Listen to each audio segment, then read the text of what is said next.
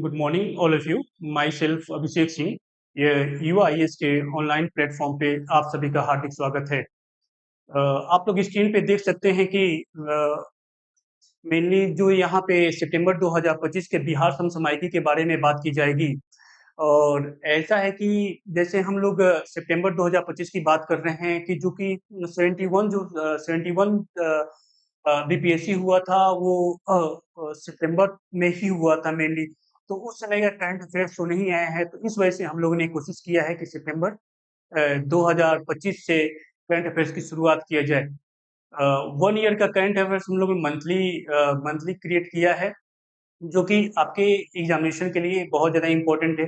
Current affairs की बात किया जाए, बीपीएससी में current affairs mainly 30 to 35 question आते हैं, और डायरेक्टली और इनडायरेक्टली बिहार की बात किया जाए, बिहार से रिलेटेड क्वेश्चन की बात किया जाए, तो बिहार से रिलेटेड क्वेश्चन 10 टू 50 क्वेश्चन आते हैं, जो कि आपके लिए बहुत ज़्यादा इम्पोर्टेंट है।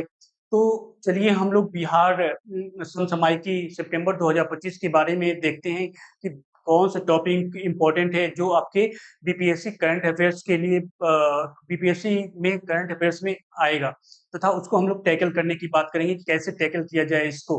तो शुरू करते हैं हम लोग बिहार समसामयिकी सितंबर 2025। सबसे पहले अगर बात किया जाए यहाँ पे,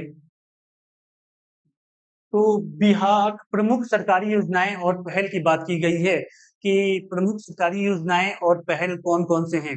ओके, तो यहाँ पे देखेंगे आप लोग कि मुख्यमंत्री महिला रोजगार योजना की बात की गई है, ठीक है? तो मुख्यमंत्री महिला रोजगार योजना बहुत ज़्यादा इम्पोर्टेंट हो जा रहा है, और ये आपके प्री के लिए नहीं, मेंस के लिए भी इम्पोर्टेंट है।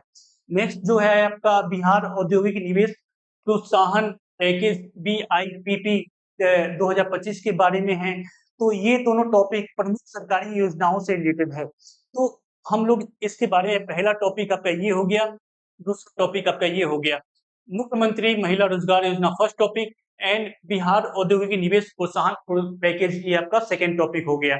आगे हम इसके बारे में डिस्क्राइब करते हैं, तो नेक्स्ट स्लाइड पे चलते हैं हम लोग अपने।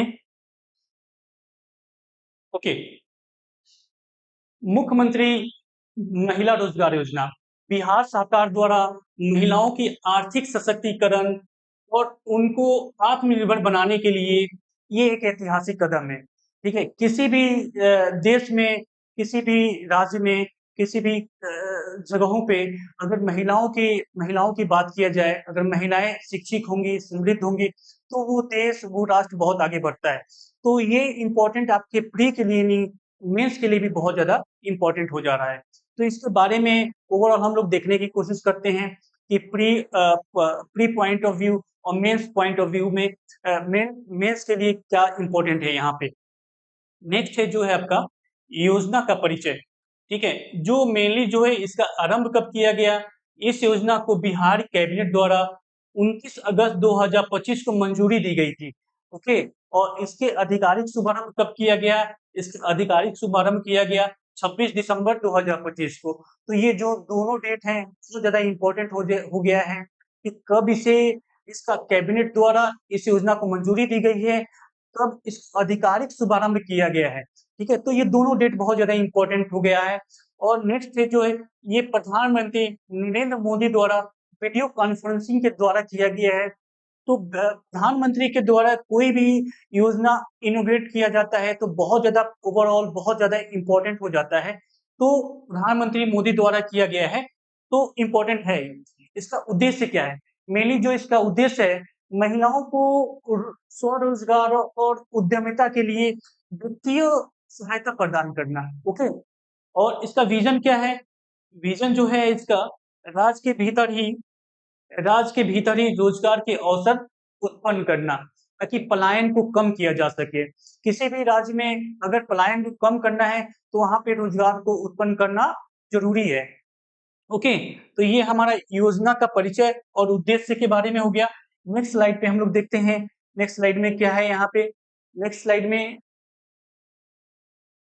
प्रमुख विशेषताएं और वित्तीय सहायता के बारे में बात की गई है। यह योजना चरणबद्ध 3 तरीकों से काम करती है, ठीक है? ऐसा नहीं है कि योजना ऐसे ही चला गया है, इसको एक चरणबद्ध तरीके से अलग-अलग फेज़ में चलाया गया है, ओके? प्रथम चरण की बात किया जाए, प्रत्येक चयनित लाभार्थी महिला को उनके पसंद पसंद छोटा व्यवसाय शुरू करने के लिए कितने हजार रुपए की सहायता प्रदान की गई है? 10,000 रुपए की सहायता सीधे उनके अकाउंट में भेजी जाएगी, ठीक है? 10,000 रुपए भेजा जाएगा प्रथम चरण में। नेक्स्ट जो चरण है आपका द्वितीय चरण हो जा रहा है, ठीक है? द्वितीय चरण में ये प्रदर्शन आधारित जो है प्रदर्शन आधारित जो है द्वितीय चरण में अगर कोई महिला जो 10,000 रुपया दिया गया, अगर उन्होंने अच्छा वर्क किया है, तो उनके प्रदर्शन को आँका जाएगा। उसके बाद द्वितीय चरण में उन्हें पैसा दिया जाएगा। तो उसके बारे में देखिए द्वितीय चरण में क्या है? 6 महीने के बाद मेनली 6 महीने तक का उनका प्रदर्शन के बारे में देखा जाएगा और आकलन किया जाएगा। सफल जो लाभार्थी होंगे, उनको व्यवसाय के लिए 2 लाख रुपए तक की अतिरिक्त वित्तीय सहायता प्रदान की जाएगी और ठीक है, कितने कितने लाख की? 2 लाख की। यहाँ पे अगर पीटी में क्वेश्चन यहाँ पे क्रिएट किया जा सकता है तो 5 लाख, 6 लाख, 10 लाख भी किया जा सकता है। तो ये छोटे-छोटे पॉइंट है पीटी के लिए बहुत ज़्यादा इम्पोर्टेंट है। ओके। और जो नोडल एजेंसी कौन है? नोडल एजेंसी के बारे में क्वेश्चन पुट अप किया जा सकता है। तो जो ग्रामीण विकास विभाग, शहरी विकास और आवास विभाग सहायक इसकी नोडल एजेंसी है। ये भी क्वेश्चन क्रिएट किया जा सकता है। तो अच्छे से इसको ध्यान रखिएगा। ओके। और इसकी एलिजिबिलिटी क्या है? एलिजिबिलिटी क्या है कि जो महिलाएँ होनी चाहिए, बिहार राज्य की स्थायी निवासी होनी चाहिए। उन्हें सॉरी परिवार की केवल 1 महिला को ही इस योजना का लाभ दिया मिलेगा। ठीक है? कितने महिला को मिलेगा? 1 महिला को ही इसमें लाभ मिलेगा। ऐसा नहीं कि एक परिवार में 3 या 4 महिलाओं को इसमें लाभ दिया जाएगा, केवल 1 महिला की बात की जा रही है इसमें। और इसमें न्यूनतम आयु की बात किया जा रहा है, तो न्यूनतम आयु कितनी है? 18 वर्ष और अधिकतम आयु कितनी है? 60 वर्ष है। तो ये भी एक पॉइंट है, इसको भी ध्यान रखिएगा। पीटी के लिए बहुत ज़्यादा इम्पोर्टेंट है। मिनिमम 18 वर्ष हो गया और मैक्सिमम आपका 60 वर्ष हो गया। आवेदिका आवेदिका कौन-कौन हो सकती हैं? आवेदिका या उनके पति आवेदिका वही हो सकती हैं जिनके पति आयकर दाता ना हो और ना हो किसी सरकारी सेवा में वो कार्यरत हों, ठीक है? तो ये हो सकते हैं उसमें, ठीक है? तो ये पात्रता और एलिजिबिलिटी की बात हो गई। और नेक्स्ट स्लाइड में हम लोग देखते हैं और क्या है इसमें? नेक्स्ट स्लाइड में का देखिए अभी यहाँ पे हमने इतना सब चीज़ें बताया और इसपे एक क्वेश्चन क्रिएट किया गया जो कि आपके प्री के लिए बहुत ज़्यादा इम्पोर्टेंट है। इसको हम लोग देख लेते हैं एक बार। ओके। हुँ।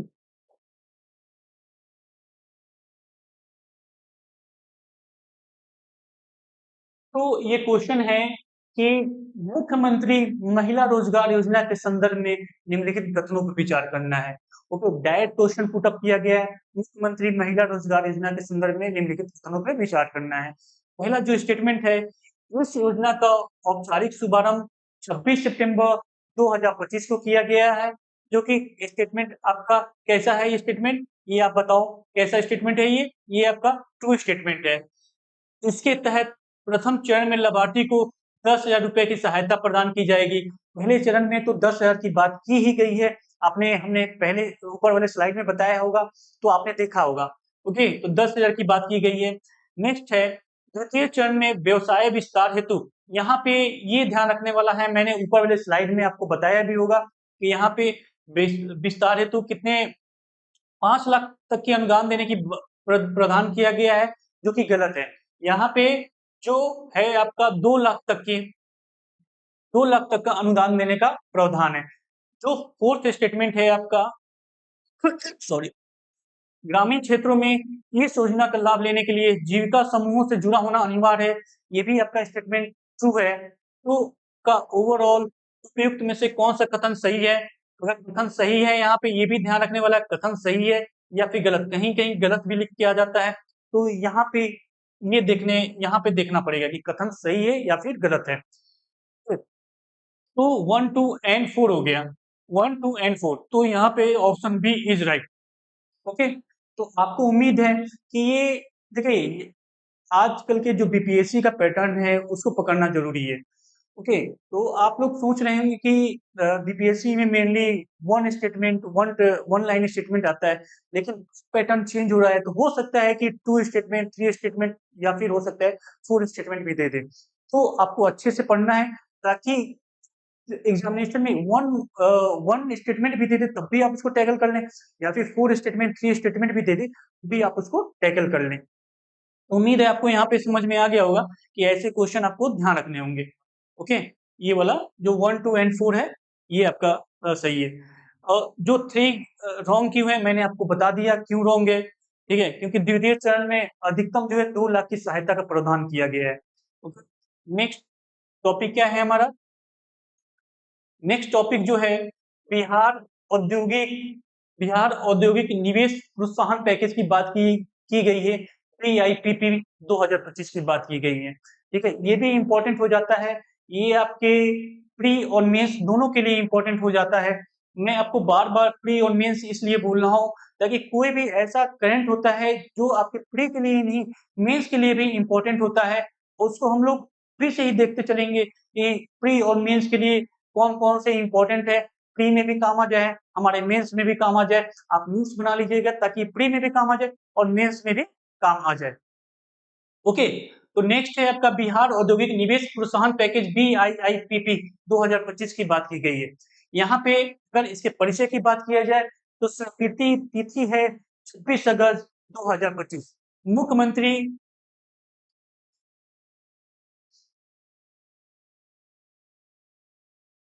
मुख्यमंत्री नीतीश कुमार की अध्यक्षता में कैबिनेट की मुहर के साथ ही इसे स्वीकृति प्रदान की गई है और इसकी प्रभावी अवधि कब है?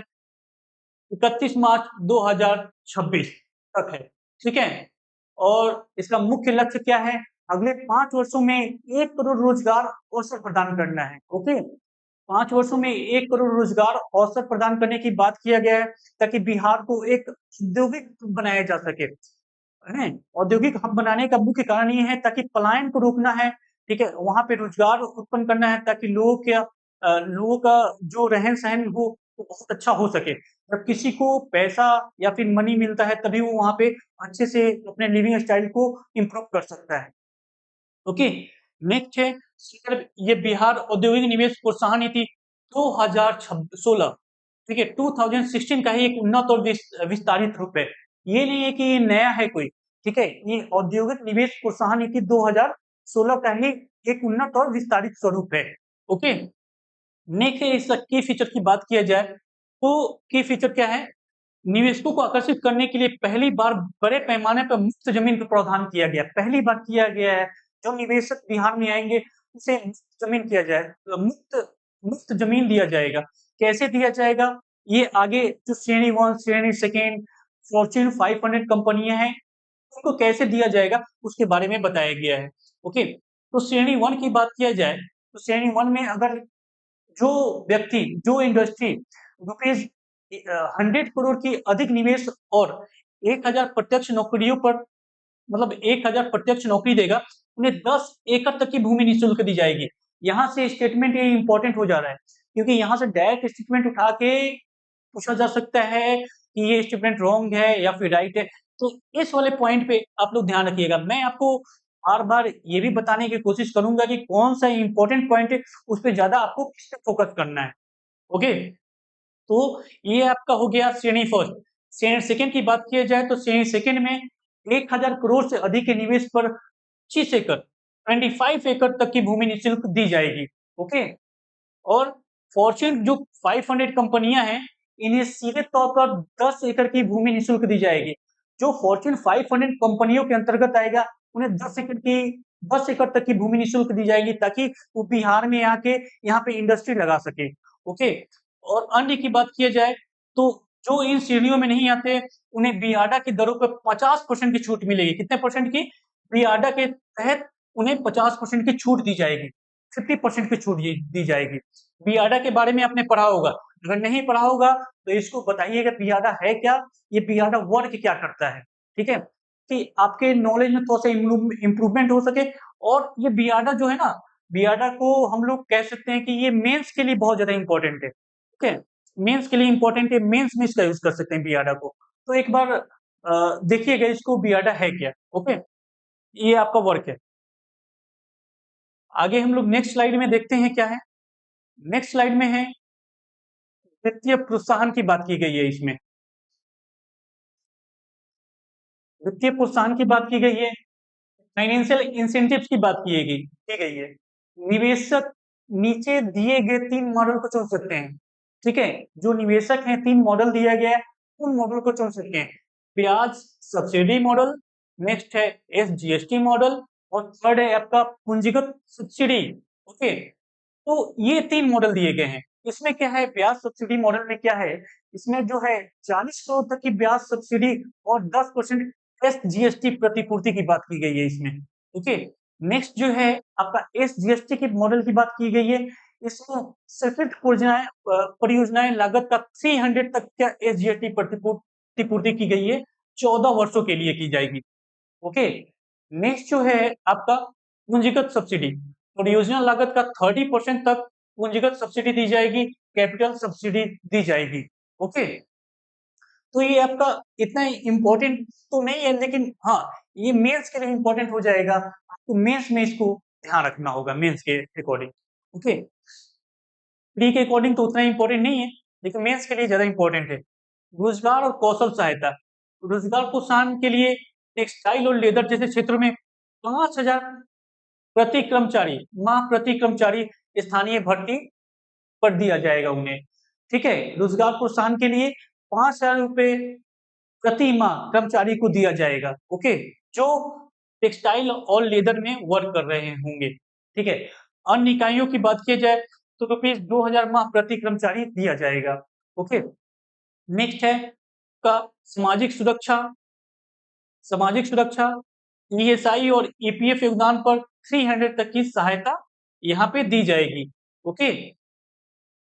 कौशल विकास की बात की जाए तो कौशल विकास में रुपीज 20,000 प्रति कर्मचारी का स्किल डेवलपमेंट ग्रांट दिया जाएगा, ओके? तो ये ध्यान रखना है कि कितना रुपए किसमें दिया गया है। जैसे रोजगार प्रोत्साहन की बात किया जाए तो रोजगार प्रोत्साहन में टेक्सटाइल और लेदर जैसे क्षेत्रों में 5,000 की बात की गई है। अन्य इकाइयों में 2,000 रुपए प्रति माह की इकाई की बात की गई है। सामाजिक सुरक्षा के लिए ईएसआई और ईपीएफ योगदान पर 300 की सहायता प्रदान की गई है और कौशल विकास के लिए 20,000 प्रति कर्मचारी का स्किल डेवलपमेंट ग्रांट दिया जाएगा, ओके? तो इम्पोर्टेंट ये पॉइंट हो जाएगा आपके, ठीक है? तो इसको ध्यान रखना। नेक्स्ट जो स्लाइड है आपका,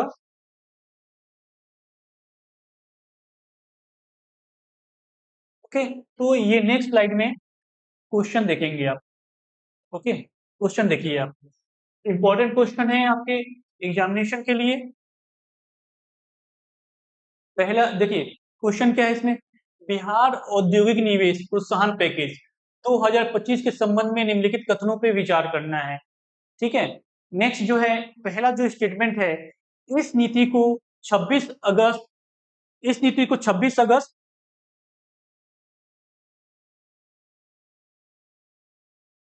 इस नीति को 26 अगस्त 2025 को राज्य कैबिनेट द्वारा स्वीकृति प्रदान की गई है। तो क्या ये सही है कि नहीं है? तो ये 26 अगस्त 2025 को राज्य कैबिनेट द्वारा स्वीकृति प्रदान की गई है, ओके? सही, ये करेक्ट आंसर है, ओके? इसके तहत 100 करोड़ से अधिक का निवेश करने वाली कंपनियों को 25 एकड़ तक की भूमि निःशुल्क दी जाएगी। 25 एकड़ तक की भूमि निःशुल्क दी जाएगी कि नहीं दी जाएगी? 25 एकड़ नहीं दी जाएगी, ये 10 एकड़ की बात की गई है, 10 एकड़ दी जाएगी, ओके? 10 एकड़ तक की भूमि दी जाएगी। तो ये second statement is wrong and first statement is true, okay? Next देखेंगे हम लोग टेक्सटाइल और लेदर जैसे प्राथमिक वाले क्षेत्रों में स्थानीय भर्ती पर 5,000 प्रति माह का रोजगार प्रोत्साहन दिया जाएगा। ये भी स्टेटमेंट सही है। आप लोगों ने ऊपर वाले स्लाइड में देखा होगा कि इसको मैंने बताया है, जोर दिया था इस पे कि 5,000 प्रति माह का रोजगार प्रोत्साहन दिया जाएगा। नेक्स्ट है आपका फोर्थ वाला स्टेटमेंट, पटना के फतुहा में गुजरात की गिफ्ट सिटी के तर्ज पे फिनटेक सिटी विकसित करने का प्रावधान है। तो ये भी स्टेटमेंट ट्रू है, ओके? तो statement 1, 3 and 4 is correct. 1, 3 and 4 is correct. तो ये सी आपका ऑप्शन सही है, ओके? नेक्स्ट हम लोग देखते हैं, और ये मैंने यहाँ पे ये बताया भी है कथन क्यों गलत है। कथन इसलिए गलत है क्योंकि 100 एकड़ के निवेश पर 10 एकड़ तक की भूमि निःशुल्क है, जबकि 25 एकड़ की सीमा 1,000 करोड़ के अधिक निवेश के लिए है, ओके? तो ये आपको ध्यान रखना होगा। ऐसे ही क्वेश्चन आएंगे, को टैकल करना होगा, माइंड में रखना होगा, ठीक है। ज्यादा से ज्यादा रिविजन करना होगा। ओके, नेक्स्ट चलते हैं हम लोग। अगले टॉपिक क्या है हमारा, अगला टॉपिक क्या है? ओके, ठीक है। नेक्स्ट जो है हमारा टॉपिक है बुनियादी ढांचा और विकास परियोजना। ओके, बुनियादी ढांचा और विकास परियोजना। इसमें किस चीज की बात की गई है? इसमें सिमरिया पुल की बात की गई है, होमी भाभा कैंसर अस्पताल और अनुसंधान केंद्र की बात की गई है, और पुनौरा धाम की बात की गई है। तो ये तीनों जो टॉपिक है बहुत ज्यादा इंपॉर्टेंट है। यहाँ से क्वेश्चन आने के संभावना है कि आ सकता है यहाँ पे कि सिमरिया पुल कहाँ पे सिचुएटेड है, होमी भाभा कैंसर अस्पताल और अनुसंधान केंद्र कहाँ पे सिचुएटेड है और क्या वर्क कर रहा है अभी, और पुनौरा धाम कहाँ पे सिचुएटेड है, और मेनली ये पुनौरा धाम किस लिए इंपॉर्टेंट है, किस लिए है। ओके, तो हम लोग अब डिटेल एनालिसिस कर लेते हैं एक बार नीचे वाले स्लाइड पे जाके। ठीक है, सिमरिया पुल के बारे में देखते हैं, सिमरिया पुल है क्या।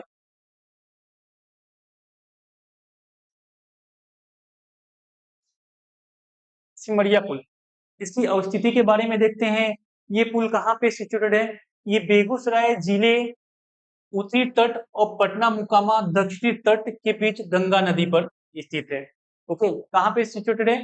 गंगा नदी तट पे सिचुएटेड है, बेगूसराय जिले में स्थित है।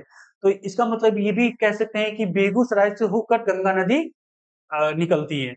ओके, और बेगूसराय जो है पटना को टच करता है। ऐसे भी क्वेश्चन पुटअप किए गए हैं कि पटना कितने जिलों को टच करता है।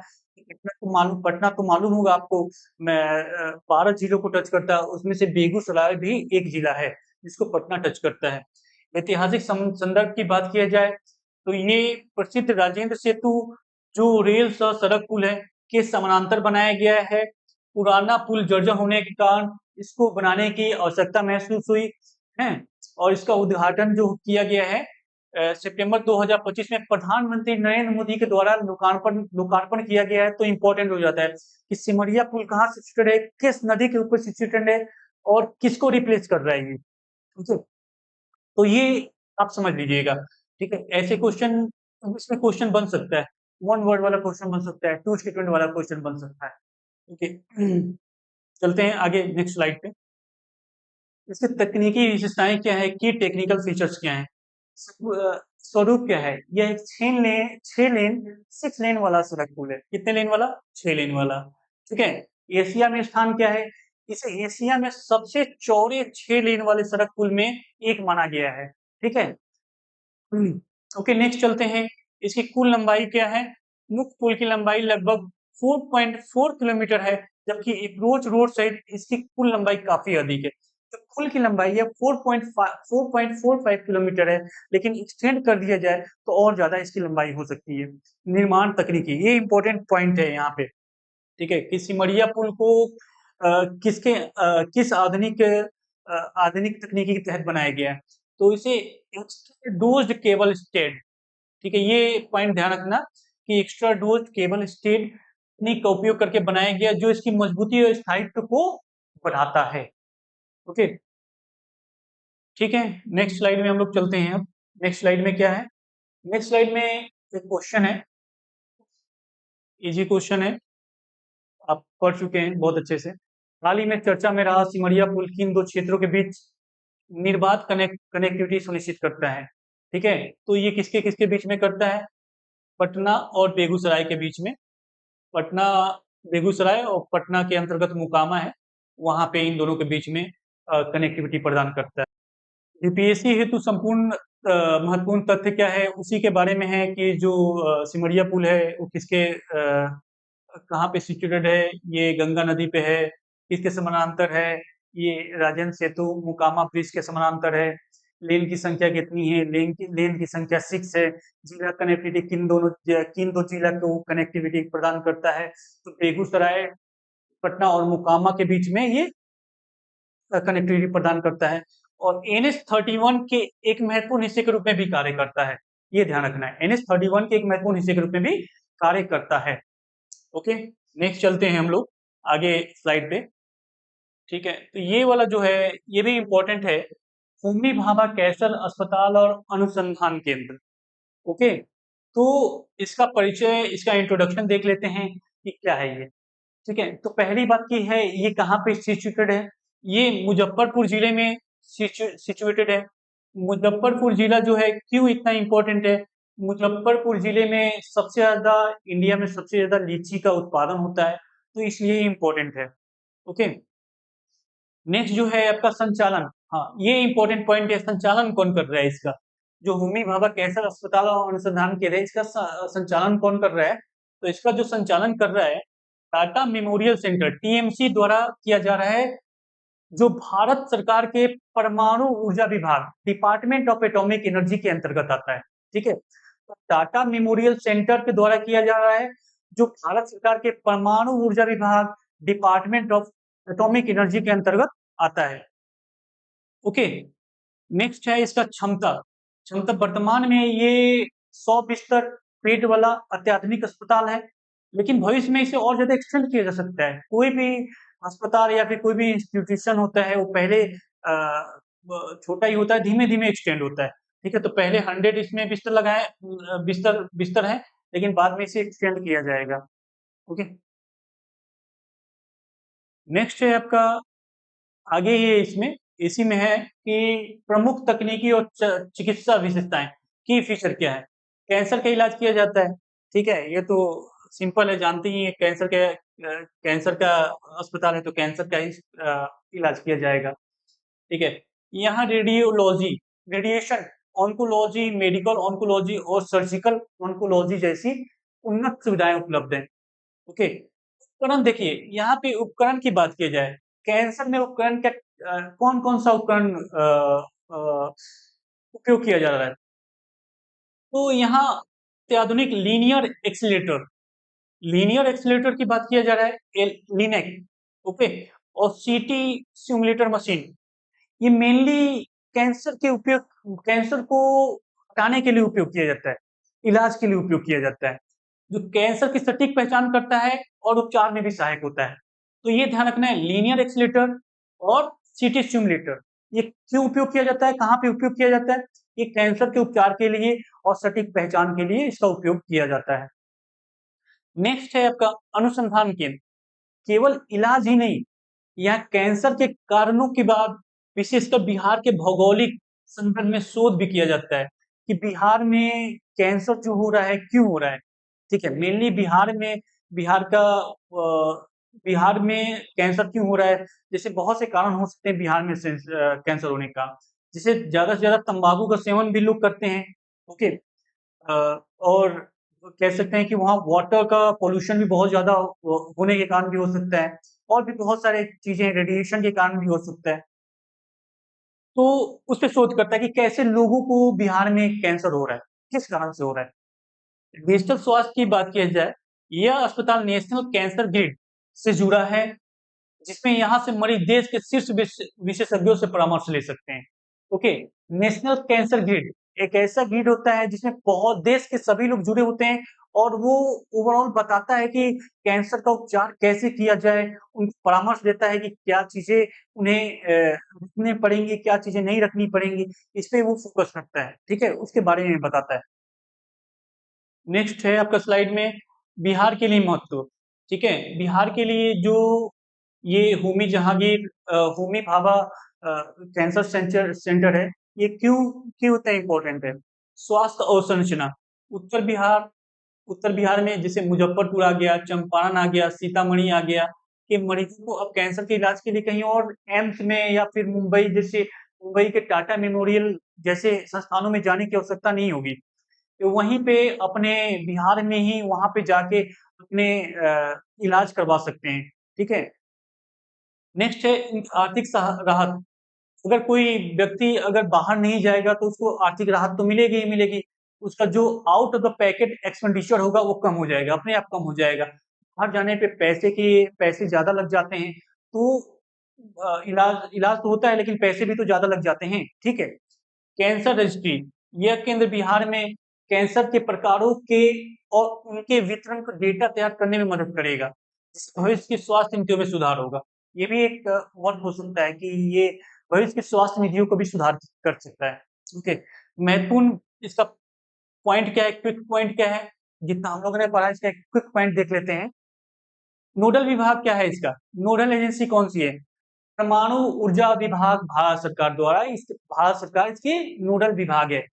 सहयोग कौन कौन कर रहा है इसमें, बिहार सरकार के स्वास्थ्य विभाग और टाटा ट्रस्ट के बीच सहयोग का परिणाम है।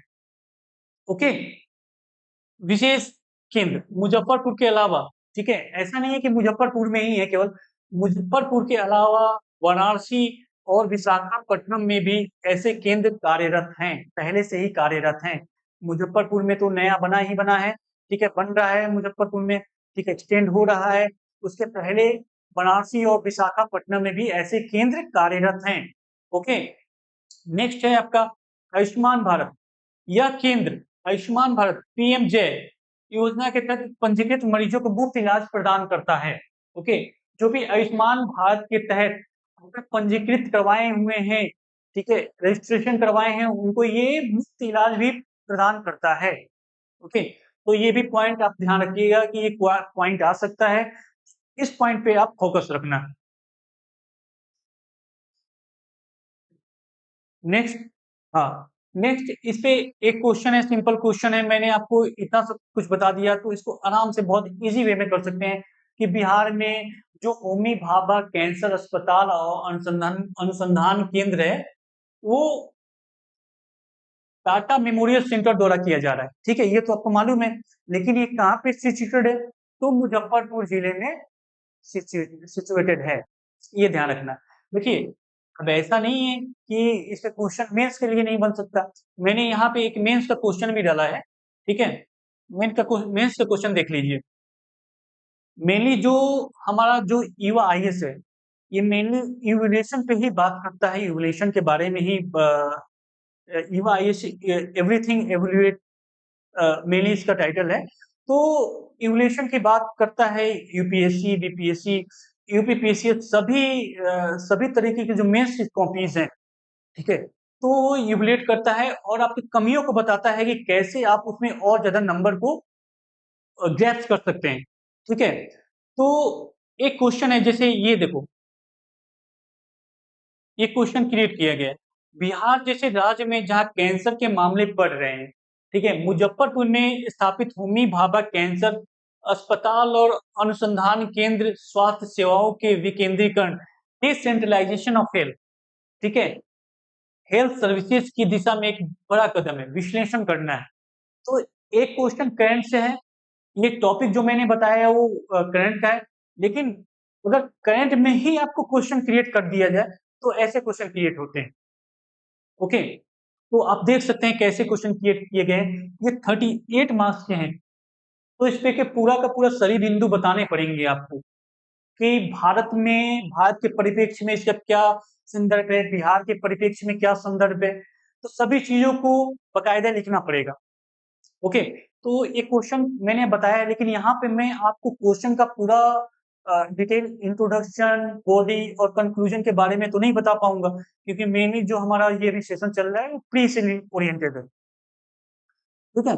तो आप इस क्वेश्चन को स्क्रीनशॉट ले लीजिए और इसको लिखिए, और हमारी जो वेबसाइट है www.evaIAS.com, उस पे आप भेज सकते हैं और अपने क्वेश्चन को इवैल्यूएट करवा सकते हैं, और आप देखेंगे कि आप देखेंगे कि बहुत अच्छे से इवैल्यूएशन करते हैं मैं यहाँ के जो भी इवैल्यूएटर हैं, ठीक है, और आपको अच्छे से उसमें डिस्क्राइब करेंगे क्या ऐड ऑन करना चाहिए ताकि आपके नंबर को और ज्यादा इंक्रीज किया जा सके। ओके, चलते हैं नेक्स्ट टॉपिक पे।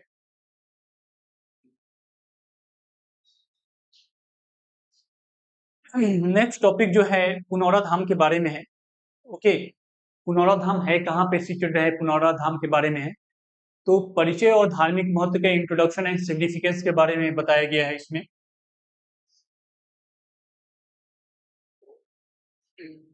और स्थिति कहाँ पे है, ये बिहार के सीतामढ़ी जिले में स्थित है।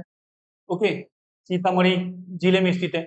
सीतामढ़ी के बारे में आप लोग जानते होंगे, सीतामढ़ी कहाँ पे है, नेपाल को टच कर रहा है नहीं कर रहा है, ये सब चीजें जो भी जैसे जिला आ रहा है, जो भी डिस्ट्रिक्ट आ रहा है, उसके बारे में जानने की कोशिश करिए कि कौन सा जिला किस राज्य को टच कर रहा है, किस जिले को टच कर रहा है, क्यों इतना इम्पोर्टेंट है। फिर तो ओवरऑल आप इंटरव्यू में या मेंस में और ज़्यादा अपने शब्दों को एनरिच कर सकते हैं। ओके, तो ये बिहार के सीतामढ़ी जिले में स्थित है। और धार्मिक मान्यता क्या है? पौराणिक मान्यता के अनुसार पुनौरा धाम माता सीता का जन्म स्थल माना जाता है, ठीक है? यहाँ स्थित ऋषि पुंडरीक ऋषि के आश्रम में राजा जनक ने हल चलाया था, जिसमें माता सीता प्रकट हुई थी, ऐसा माना जाता है, ठीक है? अब मुख्य मंदिर यहाँ जानकी मंदिर है, जानकी कुंड है, जानकी कुंड के बारे में आ सकता है मिलाने के लिए कि जानकी कुंड कहाँ सिचुएटेड है, तो जानकी कुंड जो है आपका सीतामढ़ी में है, जो श्रद्धालुओं के लिए परम आस्था का केंद्र भी है। Okay, next slide.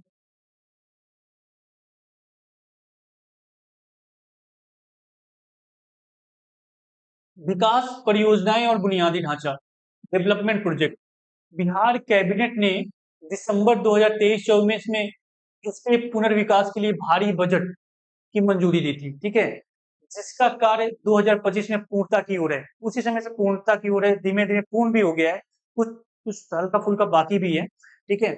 तो अब इसके बारे में प्रमुख प्रमुख घटक के बारे में बात किया गया है कि परिक्रमा पथ मंदिरों के चारों ओर एक भव्य परिक्रमा पथ का निर्माण किया जा रहा है, ठीक है? कोई भी मंदिर होता है तो परिक्रमा पथ बनाया ही जाता है, जानते ही होंगे मंदिरों के बारे में, ठीक है? सीता वाटिका और लौह कुश वाटिका के बारे में यहाँ पे बात की गई है। प्रदर्शनी दीर्घा, एग्जीबिशन गैलरी की बात की गई है। पर्यटन सुविधा केंद्र, ठीक है? कोई भी अगर कहते हैं कि कह सकते हैं कि अ, कोई भी तीर्थ स्थल है तो वहाँ पे परिक्रमा पथ, वाटिका, प्रदर्शनी दीर्घा, पर्यटन सुविधा केंद्र, ये सब होते ही होते हैं। तो उसी के बारे में थोड़ा-सा बात बात की गई है यहाँ पे। जानकी कुंड का सौंदर्यीकरण की बात की गई है कि सॉरी जानकी कुंड के सौंदर्यीकरण की बात की गई यहाँ पे। कुंड के चारों ओर घाट और लाइटिंग की आधुनिक विकास किया जा रहा है। इतना इम्पोर्टेंट नहीं है, बस एक एनालिसिस कर लीजिएगा, थोड़ा-सा पढ़ लीजिएगा इसको हल्का-सा। नेक्स्ट चलते हैं, नेक्स्ट स्लाइड में क्या है हमारे? ठीक है, नेक्स्ट स्लाइड में देखिए, अब यहाँ पे थोड़ा-सा ये इम्पोर्टेंट हो जा रहा है, कि सरकारी योजनाएँ और जुड़ाव, ठीक है? ये आपके मेंस के लिए इम्पोर्टेंट हो जा रहा है कि देखिए, अभी हम लोग पुनौरा धाम पढ़ रहे हैं, तो उसमें सरकारी योजनाएँ और जुड़ाव। रामायण सर्किट की बात की गई है इसमें। पुनौरा धाम केंद्र सरकार के दर्शन योजना स्वदेश दर्शन योजना के तहत रामायण सर्किट का एक अभिन्न अंग है। ये स्वदेश दर्शन योजना के अंतर्गत पुनौरा धाम मतलब कि ये एक इसका अभिन्न अंग भी है। ओके, ध्यान रखना, ये रामायण सर्किट के अंतर्गत आता है। प्रसाद योजना, प्रसाद स्कीम, इसे पर्यटन मंत्रालय के तीर्थ यात्रा कायाकल्प और आध्यात्मिक विरासत संवर्धन अभियान योजना में भी शामिल किया गया है। ओके, इसको उसमें भी शामिल किया गया है, प्रसाद योजना के स्कीम में भी शामिल किया गया है पुनौरा धाम को। तो डायरेक्ट क्वेश्चन बनाया जा सकता है कि क्या इसे शामिल किया गया है या नहीं किया गया है? तो आप कहेंगे कि हाँ, किया गया है।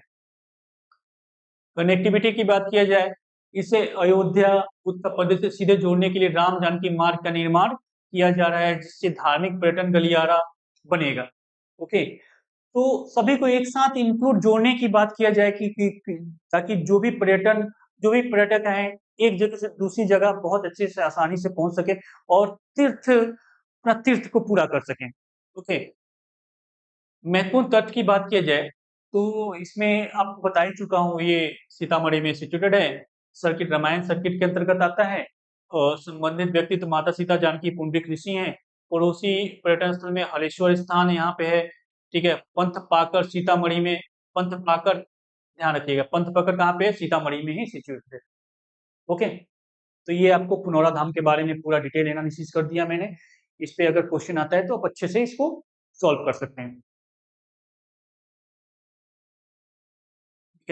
इस पे एक वन लाइनर क्वेश्चन है।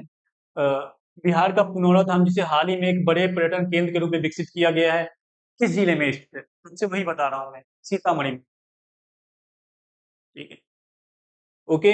अब आया है ये पर्यावरण और परिस्थिति से टॉपिक है, नए रामसर साइट। इंपॉर्टेंट टॉपिक है, आपके एग्जामिनेशन में रामसर साइट से बहुत सारे क्वेश्चन बन सकते हैं। प्री में ही बनते हैं, मेंस में भी बनते हैं। बहुत सारे क्वेश्चन तो नहीं बनेंगे, एक दो क्वेश्चन तो बन ही सकता है, तो आप इसको ध्यान समझिएगा।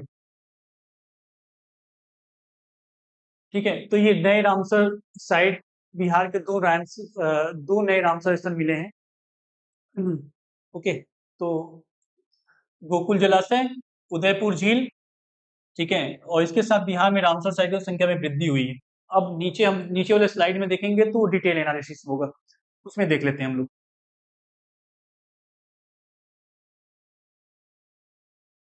बिहार के नए रामसर स्थल, ओके, ये करते हैं। हाल ही में बिहार के दो और आद्रभूमियों को अंतर्राष्ट्रीय महत्व के रामसर स्थलों की सूची में शामिल किया गया है। कितने? दो। पहले एक था, अब दो और ऐड कर दिया गया है। ओके, इसके साथ ही बिहार में कुल 3 रामसर साइट हो गए हैं। ठीक है, 3 रामसर साइट हो गया है। कांवर झील, जो कि बेगूसराय में सिचुएटेड है, बिहार की पहली रामसर साइट है जो कि 2020 में बना था। एशिया की सबसे बड़ी गोकुल झील भी यही है। ठीक है, कांवर झील में ही बनता है। ठीक है, तो यहाँ पे 3-4 पॉइंट है जो कि बहुत ज्यादा इंपॉर्टेंट है। यहाँ से क्वेश्चन आ सकते हैं, आए भी हुए हैं क्वेश्चन, फिर से भी आ सकता है।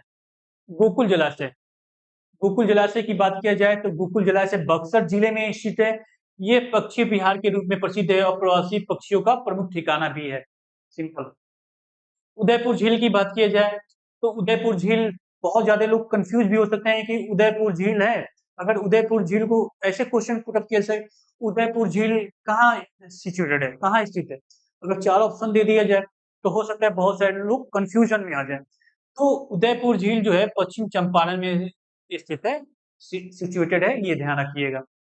ये सरैया मन के पास स्थित है और अपनी जैव विविधता के लिए जानी जाती है। ठीक है, जैव विविधता के लिए जाना जाता है, बायोडायवर्सिटी के लिए जाना जाता है। ये सरैया मन के पास स्थित है। मन क्या होता है? मन एक दलदली स्थान होता है जहाँ पे पानी अ, होता है, पानी का मात्रा होता है, दलदल थोड़ा सा होता है। ठीक है, तो उसको मन कहा जाएगा। आगे चलते हैं हम लोग। ओके, उसी के बारे में दे रखा है ये थोड़ा सा, तो एक बार देख लो इसको भी जल्दी से। प्रारंभिक परीक्षा के लिए मुख्य तथ्य वही है, भौगोलिक स्थिति, गोकुल झील है, ये बक्सर जिले में स्थित है, गंगा नदी के, हाँ ये ध्यान रखना है कि बक्सर जिले में गोकुल झील सिचुएटेड तो है, स्थित तो है, लेकिन ये किस नदी पे है? ठीक है, तो ये आपका गंगा नदी पे स्टेबल है। ठीक है, सिचुएटेड है। उदयपुर झील की बात किया जाए तो उदयपुर झील है जो पश्चिम चंपारण में है। ठीक है, पश्चिम चंपारण में, लेकिन ये गंडक नदी द्वारा छोड़े गए मार्ग ऑक्सबोलो एक गोकुल झील से बनी है। किस झील से बनी है? सॉरी, कैसी झील है ये? गोकुल झील से बनी हुई है, उदयपुर झील। जैव विविधता, यह स्थल प्रवासी मध्य एशिया से आने वाले पक्षी के लिए विश्राम स्थल के रूप में कार्य करते हैं। Okay, simple. रामसर कन्वेंशन की बात किया जाए तो रामसर कन्वेंशन पे हम लोग पूरा का पूरा टॉपिक बनाएंगे, जो कि आपके एग्जामिनेशन के लिए इंपॉर्टेंट होगा। रामसर पे नेशनल, इंटरनेशनल और बिहार के रामसर साइट्स के बारे में देखेंगे, कंपैरिजन करेंगे, और ताकि वहां से क्वेश्चन आपके रामसर साइड से आए तो एक भी क्वेश्चन छूटे नहीं। ओके, यहाँ पे फिर भी मैंने बता दिया, बिहार के परिप्रेक्ष्य में बता दिया, लेकिन नेशनल लेवल का और इंटरनेशनल लेवल का और बिहार, तीनों को कंपैरिजन करेंगे हम लोग, और उसको अच्छे से कंपैरिजन करके पढ़ लेंगे ताकि एक भी क्वेश्चन हमारा छूटे नहीं। रामसर कन्वेंशन, यह 2 फरवरी 1971 को ईरान के रामसर शहर में हस्ताक्षरित एक अंतर सरकारी संधि है, इंटर गवर्नमेंटल कन्वेंशन है।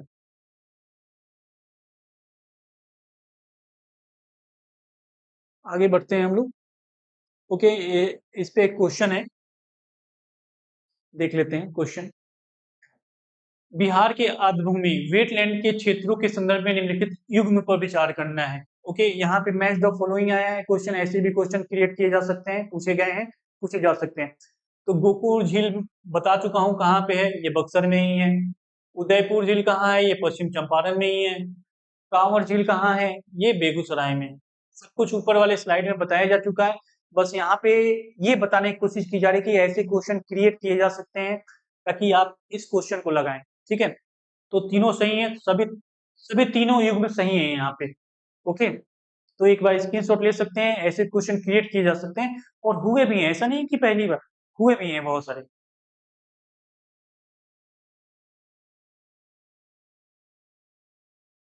नेक्स्ट स्लाइड पे चलते हैं हम लोग। क्या है खेल जगत।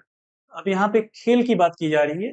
हम लोगों ने पर्यावरण के बारे में पढ़ लिया, पर्यावरण से रिलेटेड क्वेश्चंस क्रिएट देखा हम लोगों ने, योजनाओं के बारे में देखा, इंफ्रास्ट्रक्चर के बारे में देखा।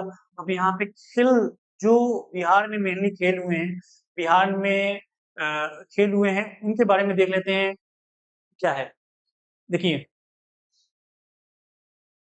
पुरुष एशिया हॉकी कप,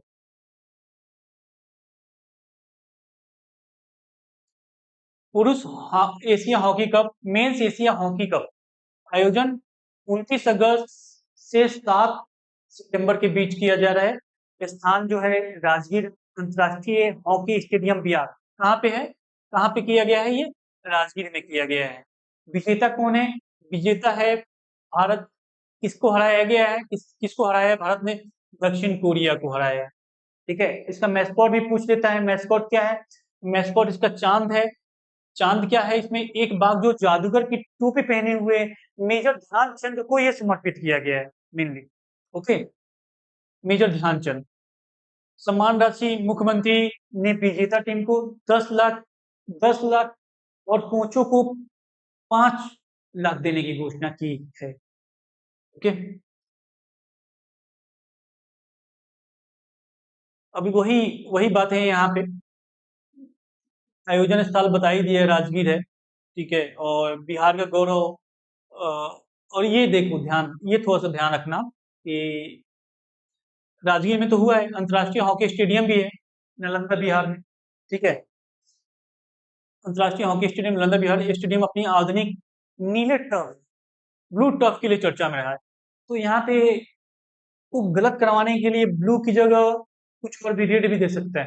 तो आपको ये ध्यान रखना है कि ये बुलेट सॉरी ब्लू टर्फ के लिए चर्चा में है। ठीक है, बिहार का गौरव, ये पहली बार था जब बिहार ने इतने बड़े स्तर पर अंतर्राष्ट्रीय हॉकी टूर्नामेंट की मेजबानी की है, और इसमें बिहार में खेल संस्कृति को बढ़ावा मिलेगा। ठीक है, मिला है या मिल रहा है, ठीक है, और मिलेगा भी। ठीक है, खेल संस्कृति को बढ़ावा मिलेगा। तो अगर स्टेडियम किसी राज्य में बहुत सारे होते हैं तो खेल को तो मिलेगा ही मिलेगा बढ़ावा।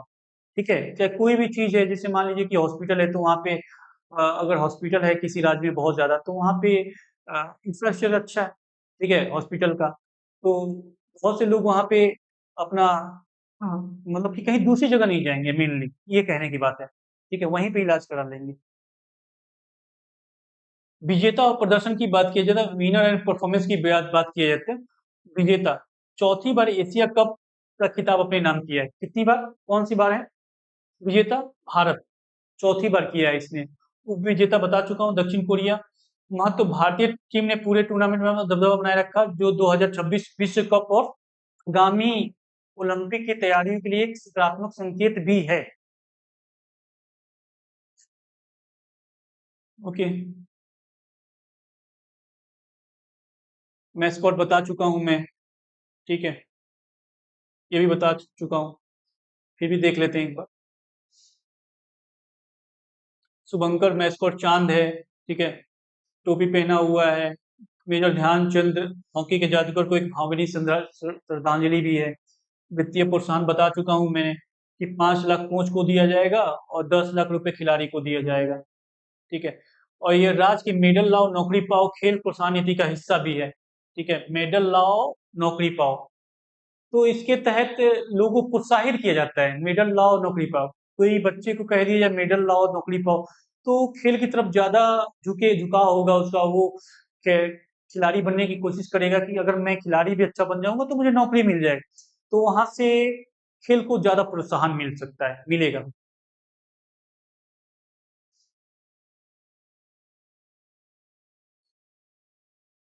पुरस्कार और सम्मान। ओके, ये पुरस्कार और सम्मान है। इसमें आपका दो टॉपिक है, जैसे राष्ट्रीय शिक्षक पुरस्कार 2025 की बात की गई है इसमें। बिहार संग्रहालय बिनाले की बात की है, बिहार म्यूजियम बिनाले 2025 कला और संस्कृति को बढ़ावा देने के लिए पटना में इसका मेनली जो आयोजन किया गया बिहार संग्रहालय बिनाले का। तो आगे अब इसका एनालिसिस कर लेते हैं हम लोग, नेक्स्ट स्लाइड में देख लेते हैं। राष्ट्रीय शिक्षक पुरस्कार 2025 बिहार का प्रदर्शन। ठीक है, ये ध्यान रखना है कि प्रत्येक साल 5 सितंबर को शिक्षक दिवस के अवसर पे भारत के राष्ट्रपति द्वारा प्रदान किया जाने वाला, ठीक है, इस प्रतिष्ठित पुरस्कार में इस बार बिहार के 3 शिक्षक, कितने शिक्षक? 3 शिक्षकों ने, बिहार के 3 शिक्षकों ने अपनी जगह बनाई है, ठीक है। और यह संख्या दर्शाती है कि बिहार के सरकारी स्कूलों में आधुनिक शिक्षक विधियों, आईसीटी और सामुदायिक भागीदारी को बढ़ावा मिल रहा है, ठीक है। तो अगर टीचर को पुरस्कार मिल रहा है तो ऐसा मान सकते हैं कि वहाँ पे टीचर अच्छा वर्क कर रहे हैं, ओके, ये तो मानना ही पड़ेगा आपको। आगे देखते हैं क्या है इसमें। देखिए, सम्मानित शिक्षकों का विवरण के बारे में यहाँ पे दे रखा है, एक बार देख लीजिएगा और इसको स्क्रीनशॉट ले लीजिएगा। इम्पोर्टेंट है, यहाँ से नाम चेंज कर सकता है एग्जामिनेशन में आपको। जैसे बहुत से क्वेश्चन क्रिएट किए गए हैं पद्म विभूषण वाले पे, पद्म भूषण वाले पे, कि किसको मिला है, किसको नहीं मिला है, किसको कौन सा पद्म विभूषण मिला है, पद्म भूषण मिला है। तो यहाँ पे सम्मानित शिक्षक हैं, तो हो सकता है यहाँ से क्वेश्चन एक पीटी में बनाया जा सके, देखना। श्री आनंद कुमार शिक्षक का नाम है, जिला पटना है, विद्यालय का नाम है राजकीय उच्च विद्यालय, और इन्होंने विशेष योगदान क्या है इनका, डिजिटल लर्निंग और स्मार्ट क्लास के माध्यम से बच्चों की उपस्थिति को बढ़ावा दिया इन्होंने, ओके। नेक्स्ट जो है आपका सुश्री भारती कुमारी, ये कहाँ की है, ये मेनली जिला मुजफ्फरपुर से है। उत्क्रमित मध्यम विद्यालय और लड़कियों की शिक्षा, गर्ल चाइल्ड एजुकेशन और ड्रॉप आउट दर कम करने के नवाचार के बारे में इन्होंने बताया है कि कैसे कम किया जा सकता है। लड़कियों का जो ड्रॉप आउट होता है, ज्यादातर लड़कियां ड्रॉप आउट कर जाती हैं, तो उनको ड्रॉप आउट कैसे कम किया जाए, तो नवाचार के माध्यम से उन्होंने उसे कम करने की कोशिश की है। श्री राकेश शर्मा है, पूर्णिया से, पूर्णिया के हैं। प्राथमिक विद्यालय शून्य निवेश नवाचार, जीलो इन्वेस्टमेंट इनोवेशन और खेल में शिक्षा के माध्यम से बच्चों को आगे खेल में लाने की कोशिश कर रहे हैं।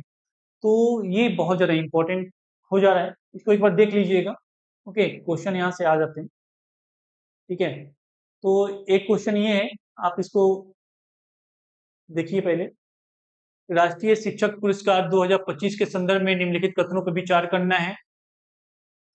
इस वर्ष कुल 3 शिक्षकों को राष्ट्रपति द्वारा सम्मानित किया गया, तो ये करेक्ट है, 3 शिक्षक को, बिहार के 3 शिक्षक को सम्मानित किया गया है, ओके।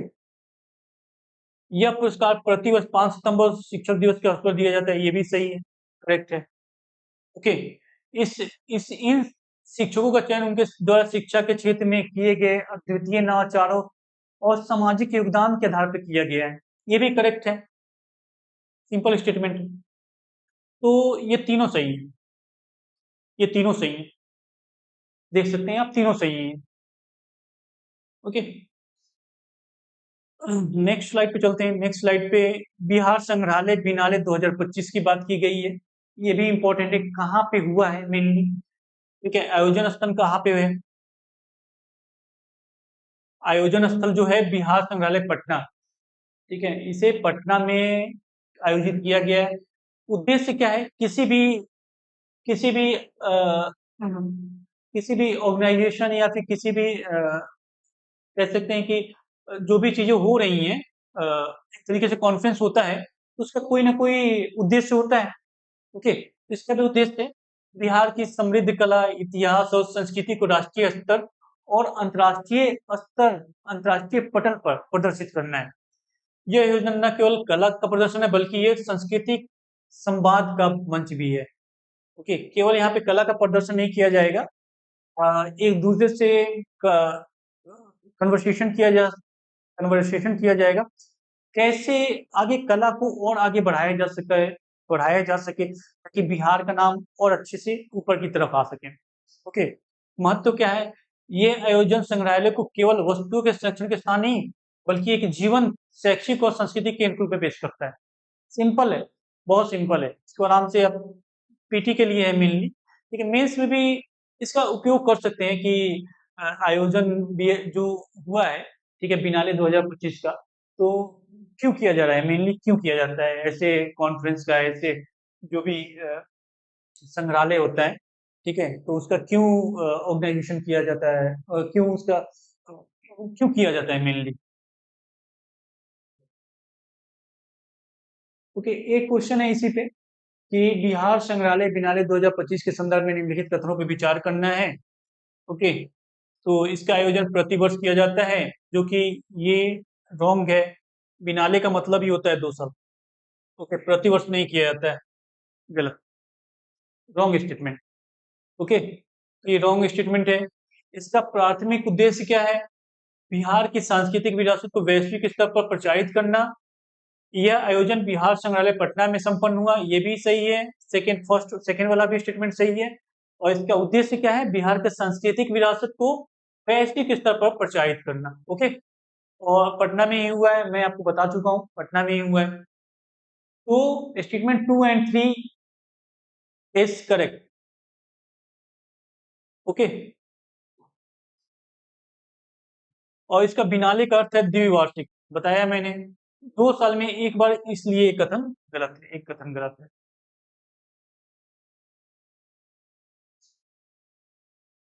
तो सितंबर का जो करंट अफेयर्स था, मैंने आपको बताया, जो कि आपके एग्जामिनेशन के लिए बहुत ज़्यादा इम्पोर्टेंट है। और जो भी बताया गया है, इसको 1 से 2 बार, कम से कम 2 से 3 बार रिवीजन करेंगे, तो आपके माइंड में, अनकॉन्शियस माइंड में वो आपके चला जाएगा। और एग्जाम के समय में आप इसको एक बार रिवीजन करेंगे, तो बहुत अच्छे से आप पीटी में क्वेश्चन सॉल्व कर पाएंगे। ओके, तो thank you very much, have a nice day.